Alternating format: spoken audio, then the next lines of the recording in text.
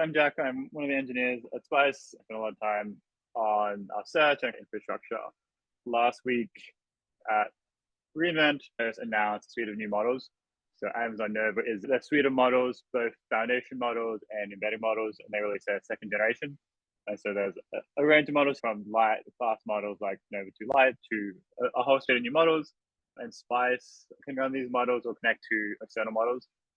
And one of the benefits is that if someone has built an application using a model, it's very easy using Spice to switch between these. And so if I pull up and show what that actually looks like, we have a very simple Spice pod. And in this case, we are just loading in a Bedrock model. And in this case, we're going to use the very lightweight, reasonably quick Nova 2 Lite model.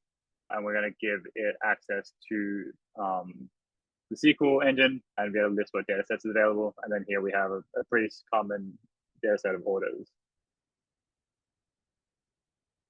If I then bring up the terminal and I run Spice, you'll see we can load this new model in.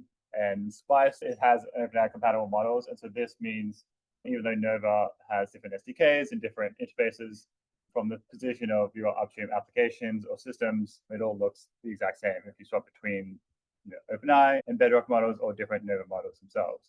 And so you can see here, I've loaded both the Nova model and this data set. And so if I go to Spice chat, we can ask it, for example, what's the most recent order? And if we look behind the scenes, how to use this new model.